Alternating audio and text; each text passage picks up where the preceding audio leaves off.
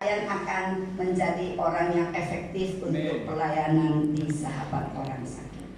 Baik, kita akan mendengarkan firman Tuhan yang hari ini diambil dari Galatia pasal yang kelima ayat 16 sampai dengan ayat 26. Ya. Galatia pasal yang kelima ayat 16 sampai dengan ayat 26. Pak Yudi memberikan saya satu tema yang sangat luar biasa, yaitu transformasi rohani, ya. Baik, saya akan bacakan hidup menurut daging atau roh. Saya nggak tahu apakah bisa terlihat, kayaknya mungkin nggak terlihat kali. Baik, mungkin Bapak Ibu bisa buka Alkitab, atau kalau nggak bawa Alkitab, HP sucinya boleh dibuka. Ya, baik ya. Hidup menurut daging atau roh. Maksudku ialah hiduplah oleh roh, maka kamu tidak akan menuruti keinginan daging. Ayat 17, sebab keinginan daging berlawanan dengan keinginan roh, dan keinginan roh berlawanan dengan keinginan daging, karena keduanya bertentangan, sehingga kamu setiap kali tidak melakukan apa yang kamu kehendaki. Akan tetapi, jikalau kamu memberi dirimu dipimpin oleh roh, maka kamu tidak hidup di bawah hukum Taurat. Perbuatan daging telah nyata, yaitu percabulan, kecemaran, hawa nafsu, penyembahan berhala, sihir, perseteruan, perselisihan, iri hati, amarah, kepentingan diri sendiri, percitraan, dan roh pemecah, kedengkian, kemabukan, pesta pora, dan sebagainya. Terhadap semuanya itu kuperingatkan kamu, seperti yang telah kubuat dahulu, bahwa barang siapa melakukan hal-hal yang demikian, ia tidak akan mendapatkan bagian dalam kerajaan Allah. Ayat 22 sampai dengan 26, mari jemaat membacakannya dengan silih yang berganti. 22 yang pria, mulai pria.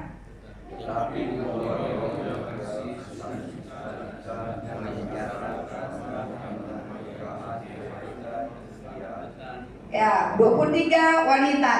Kelemahan wanita, memaksakan diri, dan tidak ada hukum yang menentang hal-hal itu. Pria.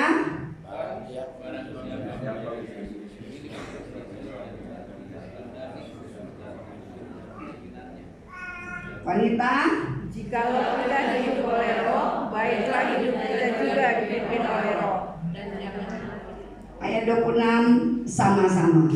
Dan janganlah kita gila hormat, janganlah kita saling menantang dan saling mendengki. Sedemikian jauh pembacaan firman Tuhan. Yang berbahagia adalah orang yang membaca, merenungkan, dan mengamalkan firman itu di dalam kehidupan sehari-hari. Bolehkah tolong di-scroll lagi ke halaman yang paling depan?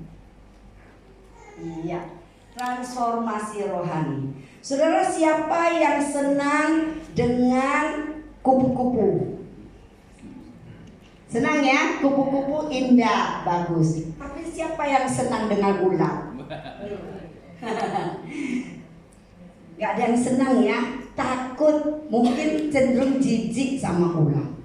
Tapi tahukah saudara bahwa ketika ada transformasi yang terjadi dari kepompong, ya, kemudian ular, ya, sampai proses-proses yang lain menjadi kupu-kupu, itu menjadi sesuatu yang sangat luar biasa. Dari yang rupanya begitu buruk, rupanya begitu menjijikkan, tapi setelah proses dan proses menjadi kupu-kupu yang indah, ini menjadi satu hal yang sangat-sangat menyenangkan, ya. Sudah ada banyak orang yang punya hobi, yaitu mengumpulkan kupu-kupu dari berbagai daerah ya. Saya nggak punya hobi yang seperti itu ya. Tetapi saya kalau lihat kupu-kupu terbang yang warnanya luar biasa cantiknya, saya ingat satu hal, dia dari ulat yang menjijikkan.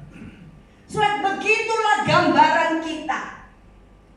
Ketika kita belum di dalam Tuhan, ketika kita belum menerima Yesus Kristus sebagai Tuhan dan Juru Selamat, kita belum mengalami transformasi dari Tuhan, kita adalah pribadi yang menjijikkan, pribadi yang berdosa. Ya, bagaimana di mana ayat itu dikatakan bahwa adanya kedagingan, ya, kemudian adanya percabulan, kecemaran, hawa nafsu, penyembahan berhala, dan banyak hal-hal yang jelek yang ada dalam hidup kita ketika kita belum di dalam Tuhan. Ini menjadi poin pertama yang kita mau renungkan. Sebenarnya apa sih transformasi itu? Transformasi itu di dalam konteks kekristenan itu adalah mengacu kepada perubahan yang terjadi, yaitu baik perubahan karakter dan perilaku, ya, dan perubahan ini ke arah yang lebih baik, seperti transformasi dari ulat yang menjijikkan kepada kupu-kupu yang begitu bagus. Ya, jadi transformasi itu selalu ke arah yang lebih baik. Nggak ada sebenarnya, nggak boleh dikatakan transformasi kalau ke arah yang negatif, ke arah yang jelek. Kalau ke arah yang jelek itu bukan transformasi. Tetapi yang namanya transformasi adalah perubahan yang terjadi dari satu kondisi yang kurang baik, yang jelek, kepada yang lebih baik. Dan transformasi rohani yang Tuhan mau, yang sesuai dengan firman Tuhan katakan, itu bukan kemampuan kita, tetapi itu adalah kekuatan ilahi melalui Roh Kudus yang mengubah hidup kita. Ini poin pertama, ya. Kekuatan ilahi melalui Roh Kudus mengubah hidup kita. Boleh ditampilkan?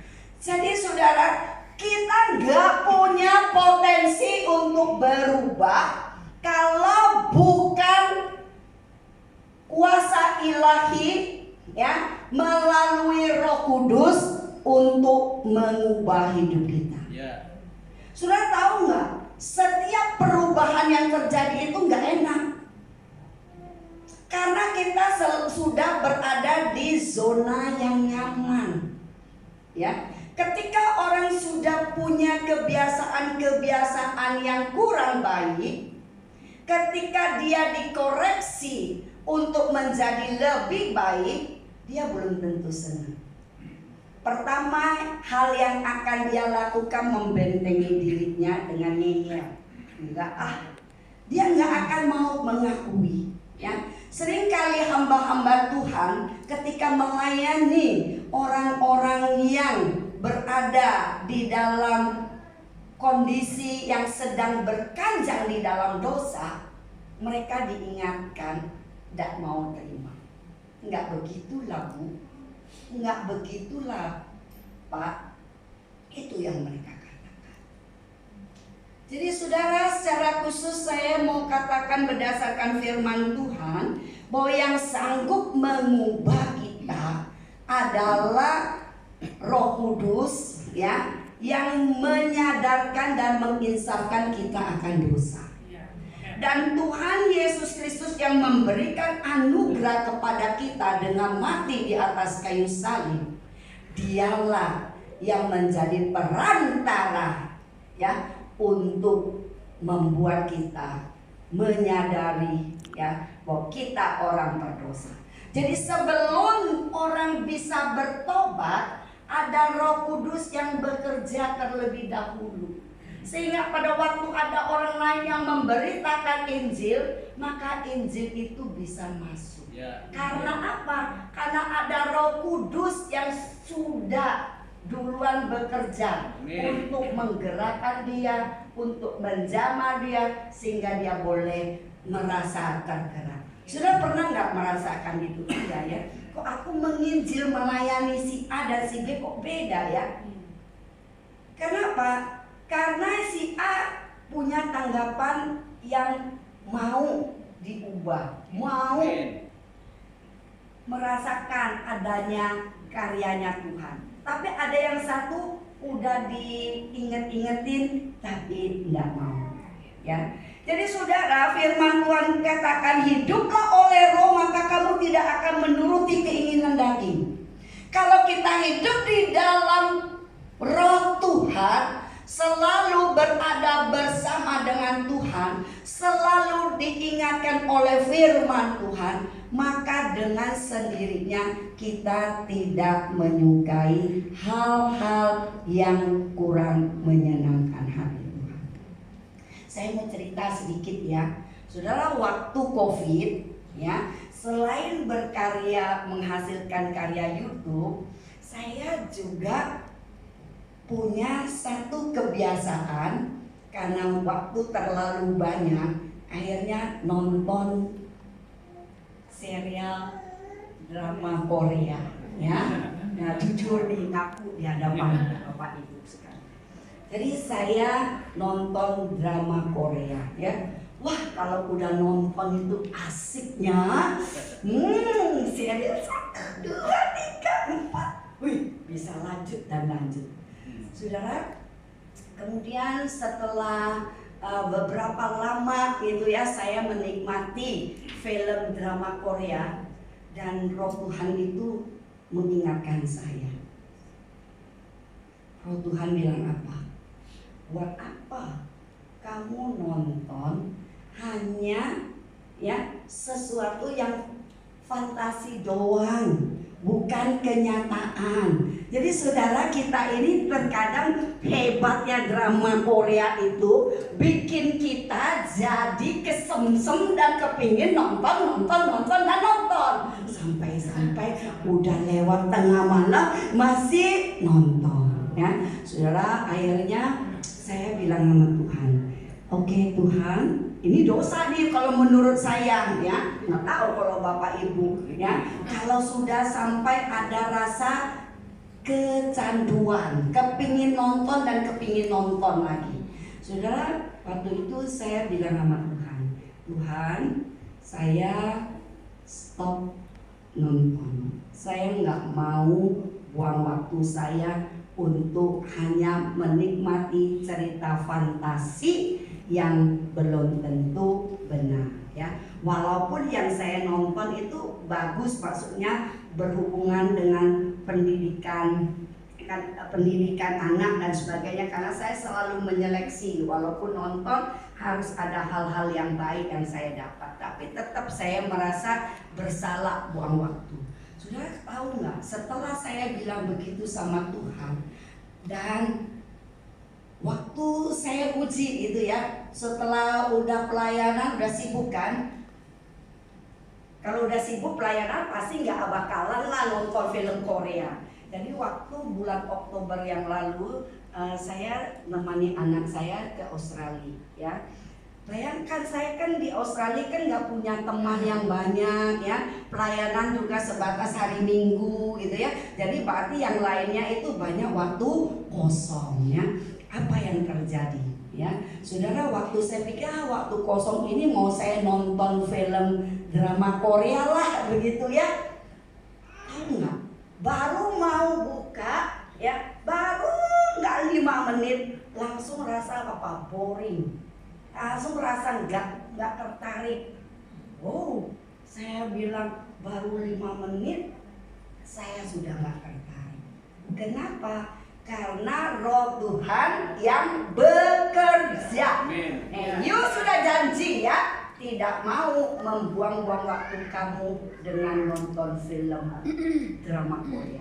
Jadi saudara, saya akhirnya selama 3 bulan itu di sana, selain kalau jalan-jalan di rumah, saya Ngapain? Saya nelfon orang ya, saya doain orang sahabat orang sakit, walaupun saya jauh di sana.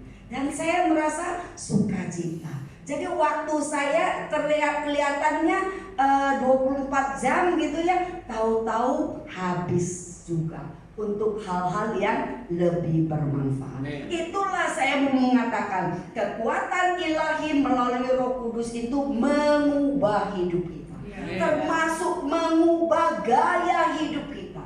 Saya nggak tahu saudara-saudara di sini punya kecanduan apa. Aku kan gak pernah tanya sama Pastor Yudi. Saya kenal Pastor Yudi hanya lewat telepon dan jumpa muka nama Ibu Pendeta baru hari ini, ya. Tapi tadi kami komunikasi udah seperti udah lama kenalan. Itulah kalau orang di dalam Tuhan, ya. Jadi saudara, saya nggak tahu kecanduan apa yang ada pada diri saudara. Kalau saudara punya kecanduan yang sama yang pernah saya lakukan, yaitu drama Korea, atau kalaupun nggak drama Korea tapi apa film serialnya Indonesia, nggak tahu lah, tersanjung udah nggak ada ya, zaman bahula itu ya, nggak tahu lah, karena saya sudah nggak pernah nonton yang itu, saya nggak tahu drama film Indonesia serialnya itu apa. Berubah. Kalau saudara punya kecanduan main judi, Bu, main judi online, kecil-kecilan, ya. Siapa tahu untung. Saya mau kata judi nggak akan bikin Anda untung, malahan buntung dia, ya. Jadi untung belum tentu, tapi buntung tuh pasti iya. Duit Anda keluar makin banyak. Saya nggak pun tahu apa kecanduan saudara. Kalau saudara punya kecanduan itu pornografi. Wah, sekarang gampang sekali akses pornografi, hanya dengan satu klikan sudah bisa lihat banyak hal. Saya nggak tahu. Hai anak-anak muda, kalau memang kau punya kebiasaan ini, berhenti, karena Tuhan tidak suka. Harus mengalami transformasi rohani. Saya nggak tahu apa yang menjadi kecenderungan saudara. Saya nggak tahu, betul-betul nggak tahu. Tapi apapun kecenderungan kita, atau saudara punya kecenderungan mancing, ya. Kalau sudah mancing 2-3 hari di lautan, lupa sama bini, lupa sama anak, nggak tahu. Atau hobi apapun lah, yang nggak hanya mancing sih. Kalau orang hobi kan banyak hal. Saudara, jangan buat hobi saudara menjadi penghalang untuk saudara lebih dekat dengan Tuhan. Saudara, mau nggak kita jujur hari ini? Nggak usah jujur di depan saya, jujur di hadapan Tuhan. Nanti di akhir daripada khotbah ini kita sama-sama telusuri apa yang menjadi hal yang mengikat kita, yang menyedihkan hati Tuhan. Itu yang harus kita ubah. Orang lain nggak perlu tahu, tapi yang penting Tuhan yang tahu bahwa saudara mengalami katakan. Kemudian berikutnya, saudara, ada tokoh-tokoh di Alkitab yang memberitahukan kepada kita bahwa ketika mereka berjumpa dengan Tuhan Yesus, mereka mengalami perubahan. Contohnya Paulus itu kurang jahatnya apa? Saya rasa di sini kita nggak ada yang sejahat Paulus, betul? Ada berapa orang yang sudah saudara bunuh? Nggak ada, ya kan? Nggak ada, ya. Saya yakin nggak ada. Tapi Paulus bunuh orang tuh banyak. Dia nyiksain orang Kristen itu banyak. Tapi pada waktu dia bertemu dengan Tuhan, di sana terjadi transformasi, terjadi perubahan. Saulus yang tadinya tukang menyiksa orang Kristen, sekarang malahan setelah jadi orang Kristen gantian dia disiksa. Ya kan? Tapi luar biasa di dalam penyiksaan dia nggak mengatakan, udah mundur nggak mau jadi orang Kristen udah. Tapi terus dia ikut menjadi orang Kristen. Bahkan dia menulis kitab suci, surat-surat Paulus itu paling banyak. Ya, ada 13 kitab, wah luar biasa. Perubahan yang sangat drastis dari arah yang sini yang negatif ke arah yang positif. Ada lagi tokoh yang lain, Zakius. Zakius itu di zaman itu paling disebelin orang, paling gak disukai orang, ya, karena dia adalah pemungut cukai, orang pajak. Sama di sini orang dagang juga sekarang kalau bilang sama orang pajak apa? Jiper. Padahal sebenarnya kita nggak perlu jiper, nggak perlu takut sama mereka, selama kita memang melakukan hal yang benar, melakukan pembukuan yang benar, bayar pajak yang benar, nggak usah takut. Saudara, ternyata Zakius ini ya predikatnya nggak disukai orang. Jadi waktu dia bertemu dengan Tuhan Yesus, Tuhan Yesus bilang, Zakius turun, aku mau menginap di rumahmu. Dan di rumah Zakius ada banyak hal yang terjadi. Zakius berubah, ya. Zakius terima Tuhan, mengalami pengubahan, dan dia berkata, kalau ada orang yang saya peras, saya akan ganti 4 kali lipat. Wow, luar biasa. Kemudian lagi ada perempuan Samaria. Ketika dia berjumpa dengan Tuhan Yesus di dekat sumur, ya, dia tadi adalah perempuan yang gak benar. Saking gak mau jumpa sama orang, siang-siang bolong dia pergi mengambil air supaya tidak jumpa dengan orang. Tapi ternyata dia jumpa dengan Sang Pemberi air hidup. Luar biasa.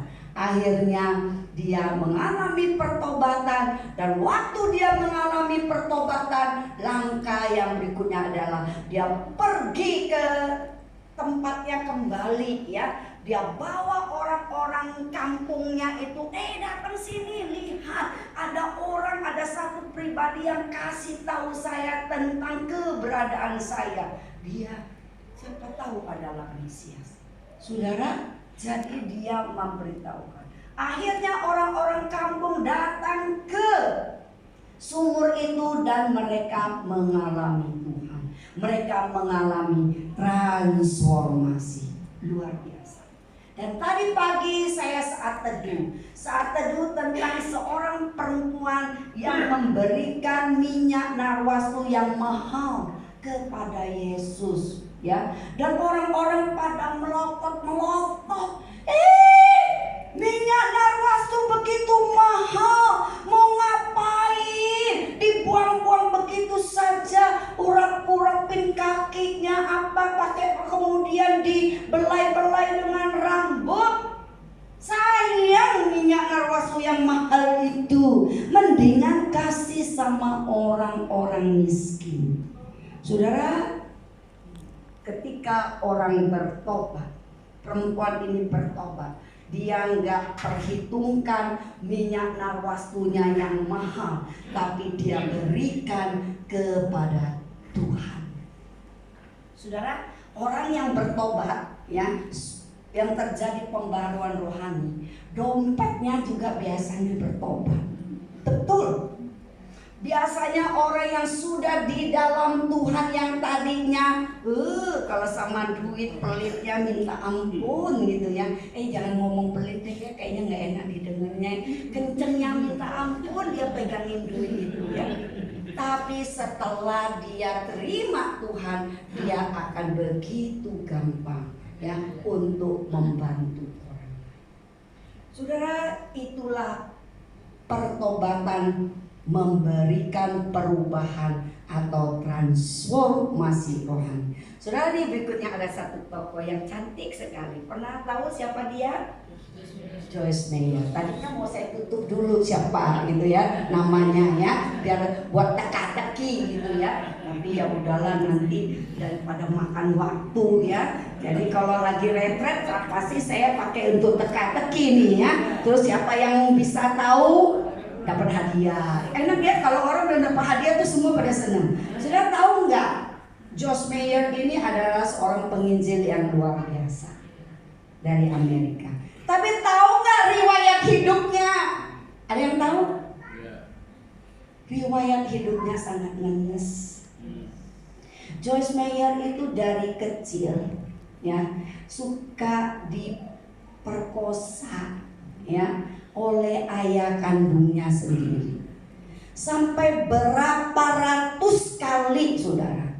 Dan sedihnya lagi, mamanya tuh bukannya nggak tahu, tapi pura-pura nggak tahu. Nggak mungkin lah seorang ibu nggak tahu gitu ya. Tapi karena saking takutnya sama suaminya atau bapaknya, jadi pura-pura nggak tahu. Jadi dari kecil ya, Joyce Meyer itu menyimpan kemarahan, kebencian yang luar biasa kepada bapak kandungnya. Luar biasa bencinya. Istilahnya kalau bisa mau punya kesempatan bunuh, kurang lebih seperti itu ya. Luar biasa pada waktu Joyce Meyer dia mengalami Tuhan. Dia terima Tuhan Yesus dan sebagai Tuhan dan Juru Selamat. Akhirnya dia menjadi penginjil. Gampang gak sih ngampuni orang tua yang bejat seperti itu? Gak gampang. Saya rasa gak gampang. Gak tahu kalau ibu-ibu di sini atau adik-adik di sini pikir gampang bu. Saya rasa gak gampang. Kalau saya secara pribadi mengatakan gak gampang. Tapi waktu dia sungguh-sungguh percaya dan dia mulai melayani Tuhan, dia tahu bahwa dia juga orang yang berdosa. Tuhan sudah tebus dia. Sekarang dia harus belajar untuk mengampuni bapaknya. Soalnya singkat cerita, akhirnya bapaknya udah tua, udah gak berdaya gitu ya. Sebenarnya satu kerinduan daripada Joyce Meyer adalah bapaknya ngaku dosa. Ngakulah kalau kamu itu sudah membuat aku susah ya. Ngakulah kamu sudah bikin dosa yang begitu luar biasa gitu ya. Tapi bertahun-tahun dia mengharapkan dan tidak terjadi.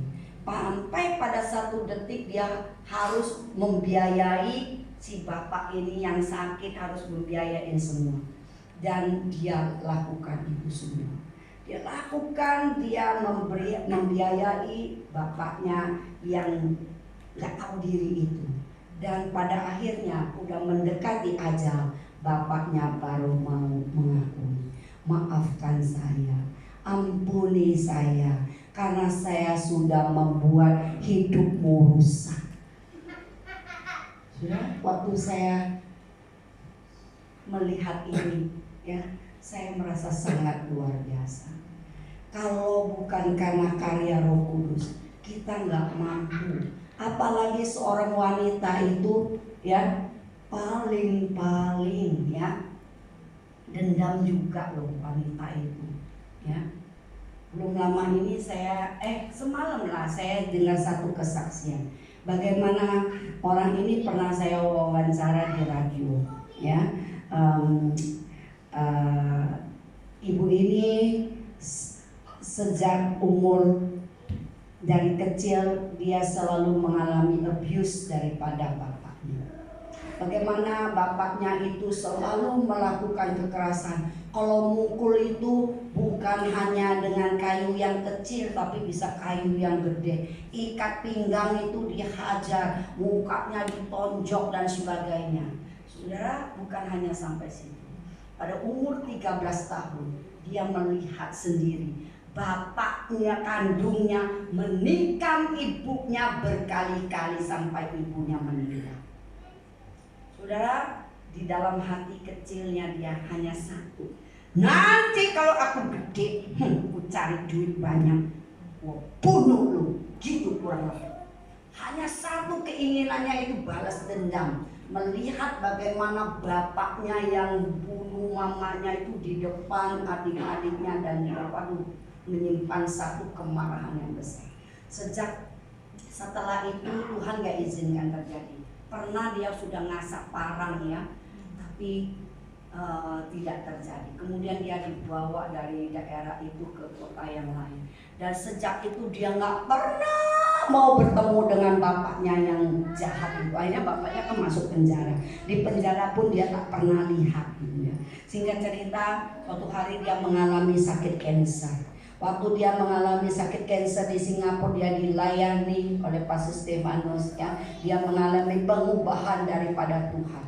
Waktu dia mengalami pengubahan daripada Tuhan, itulah awal di mana dia merasa mau memberikan pengampunan dan berkata sama Tuhan, nanti kalau saya sembuh, saya akan datang ke daerah untuk lihat bapak saya, untuk bertemu dengan bapak saya.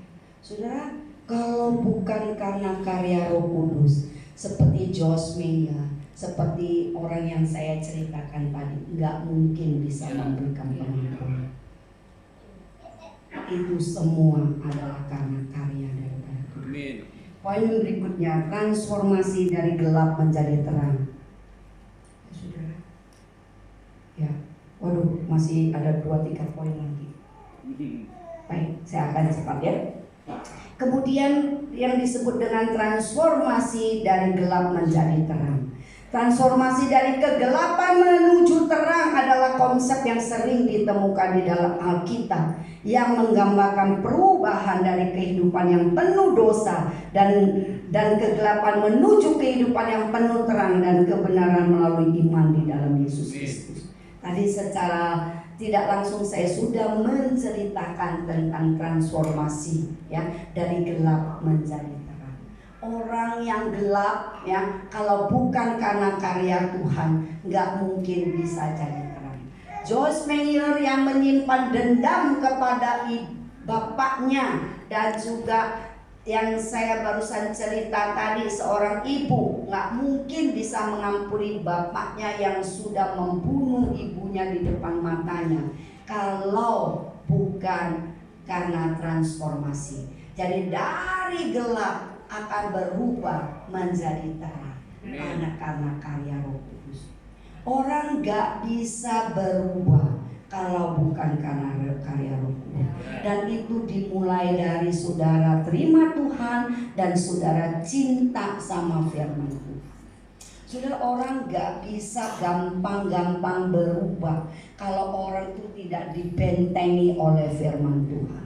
Jadi kalau saudara ya sebagai anak Tuhan tapi nggak pernah atau malas baca firman Tuhan, buka Alkitab itu hanya kalau di gereja, maka saudara akan mengalami kekeringan rohani. Transformasi rohani tidak akan terjadi kalau saudara tidak mencintai firman Tuhan. Kalau saudara tidak nempel kepada pokok anggur, yaitu Yesus sendiri, maka saudara tidak punya kemampuan untuk itu.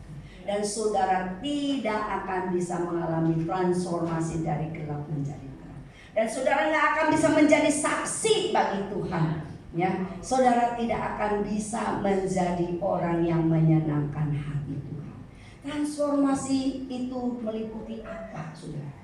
Transformasi itu meliputi pikiran. Transformasi itu juga meliputi apa? Perkataan. Transformasi itu juga meliputi tindakan. Saudara, kalau saudara bilang saudara sudah mengalami transformasi rohani, tapi dari mulut saudara itu semua kebun binatang itu disebut-sebut. Kata binatang di kebun binatang, kenapa you nyebut-nyebut aku? Apa urusannya aku dengan hidupmu? Ya kan? Saudara, coba. Jadi transformasi meliputi mulut kita. Dan transformasi meliputi pikiran kita. Orang yang mengalami transformasi selalu berpikir hal-hal yang positif, hal-hal yang baik dan benar. Itu yang menjadi pikiran daripada orang yang mengalami transformasi rohani. sedikit takut. Takut kan sedikit. Jadi saudara, orang yang percaya itu lewat kuburan biasa aja, nggak sampai terkencing-kencing, enggak, menghindar aja. Di situ ada kuburan sampai muter 10 kilo hanya gara-gara mau menghindar dari kuburan. Terus saya mau mengatakan, aduh, ini agak-agak konyol dikit gitu ya. Apa konyolnya banyak gitu ya. Jadi saudara, transformasi rohani itu liputi pikiran kita, pikiran yang baik dan benar. Kalau kita mikirin yang baik dan benar, itulah yang terjadi.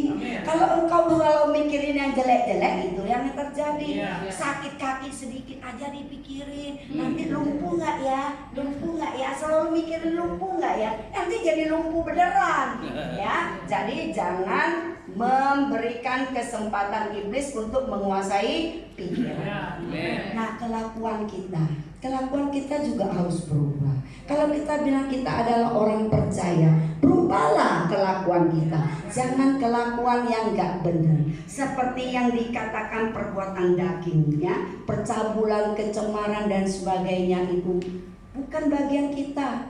Sekarang ini ngeri loh ya, nggak bapak-bapak, nggak ibu-ibu, yang namanya selingkuh itu, bobok-bobok siang itu ada loh.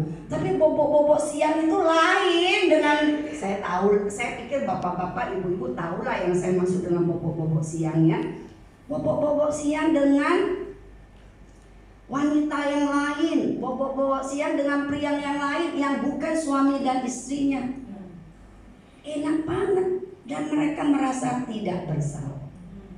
Saudara, nggak boleh ya, ini dosa. Kalau ada di antara bapak ibu yang melakukan ini, stop. Oh, pasti nggak ada lah di sini mah, orangnya baik-baik ya Pak, nggak ada ya. Di sono, yang di luar sono, di sini mah nggak ada ya. Jadi saudara, mari kita perhatikan hal itu semua ya. Kemudian poin yang terakhir, saya cepat karena nanti. Nah, transformasi rohani terjadi dalam kehidupan seorang, hidup dalam berhubungan dengan Roh Kudus. Ya, ini tadi sudah saya jelaskan. Kemudian menghasilkan buah roh di ayat 22 dan 23. Tapi buah roh ialah kasih, sukacita, damai sejahtera, kesabaran, kemurahan, kebaikan, kesetiaan, kelemah lembutan, penguasaan diri. Tidak ada hukum yang menentang hal itu. Ini yang Tuhan mau. Transformasi rohani meliputi 9 karakter ini. Saudara, mudah nggak untuk memiliki ini semua? Saya bilang nggak mudah. Bisa nggak? Bisa. Jadi mulai dari mana? Coba saudara perhatikan, dari 9 karakter ini, yang mana yang paling menjadi hal yang selalu membuat saudara jatuh? Misalnya penguasaan diri. Nah, bagian inilah setelah khotbah ini kita terus, Tuhan tolong, ini bagian penguasaan diri saya ini lemah, tolong saya Tuhan. Atau mungkin saudara mengatakan, poin yang paling rawan buat saya adalah kesabaran. Aduh, saya paling gak sabar deh. Tolong Tuhan, poin ini Tuhan beri. Saya nggak tahu, masing-masing kita berbeda ya. Saya rasa 9 bagian ini ada pada diri kita sebagai orang yang sudah ditebus. Cuma kadarnya itu masing-masing berbeda. Mau nggak kadarnya itu selalu harus kita tingkatkan menjadi anak yang terus lebih besar dan lebih besar. Yang kalau tadi tingkat kesabaran kita cuma angkanya 3, setelah dengar firman ini yuk kita tingkatkan jadi 5, nanti tingkatin jadi 7. Semua itu bisa, walaupun tidak mudah ya. Kalau saudara mau, maka saudara akan bisa. Nah saudara, terakhir ada seorang tokoh yang saya mau ceritakan. Nah, tokoh ini siapa? Ya, Nelson Mandela, udah ada tertulis ya.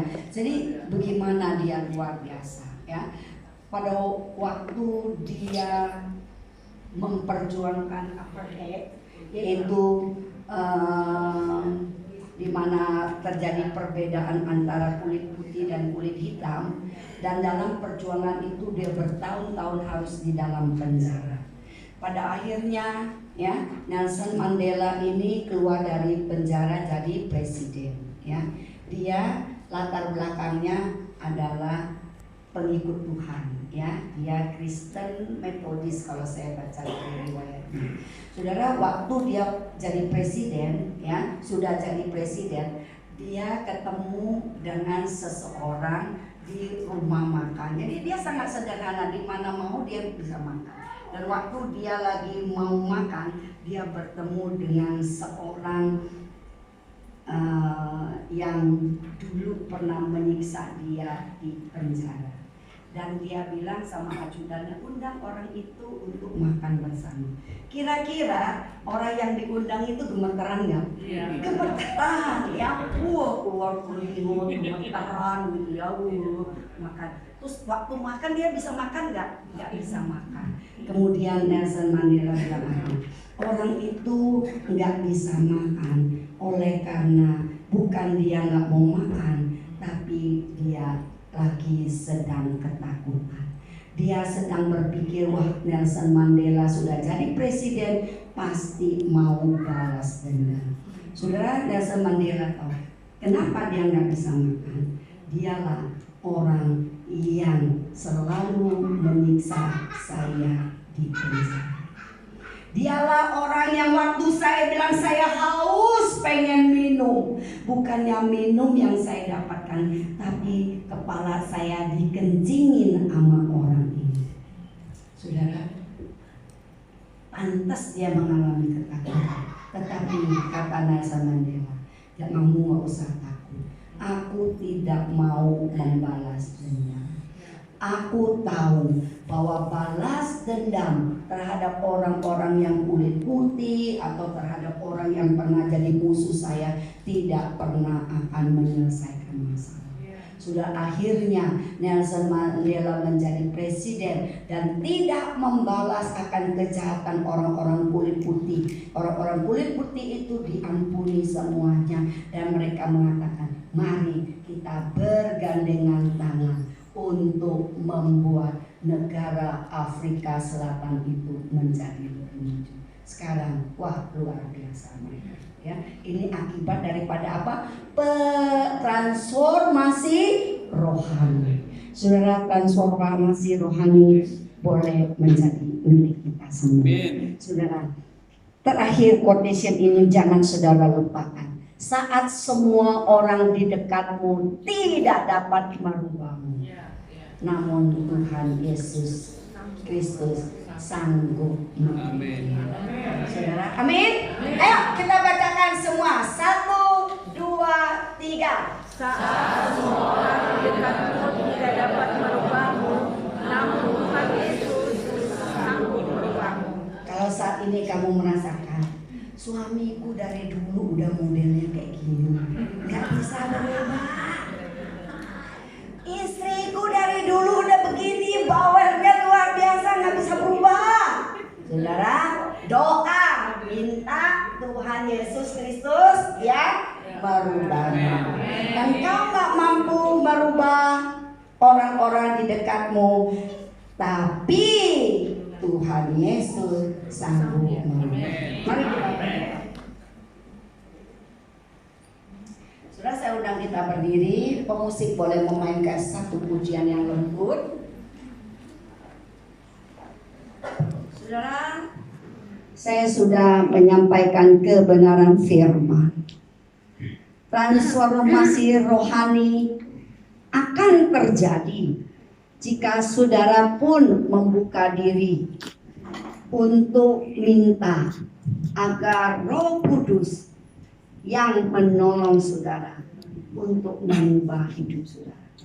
Jika ada bagian-bagian yang tersembunyi di dalam kehidupan saudara, jika ada dosa-dosa yang saudara sembunyikan, yang orang lain tidak tahu, tetapi Tuhan tahu, saat ini engkau boleh berdoa, mengakui akan segala kesalahanmu, dan Tuhan sanggup untuk mengubah.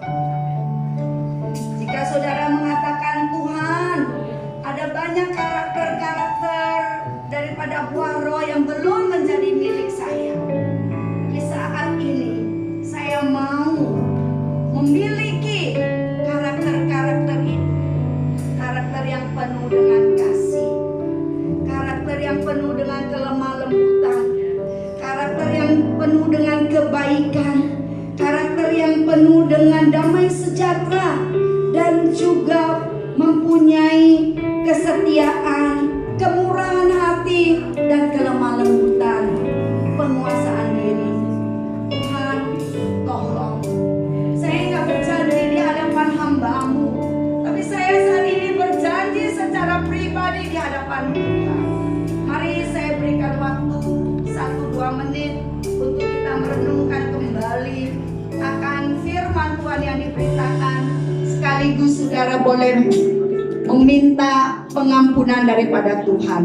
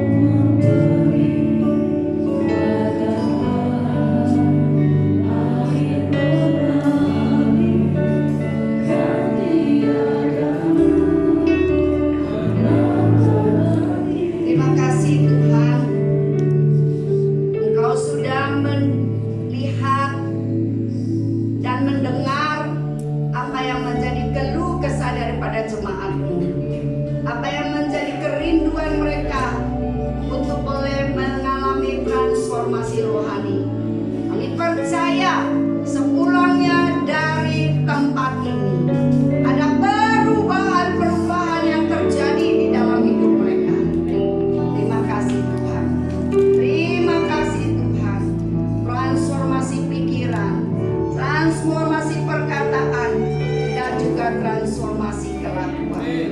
Terima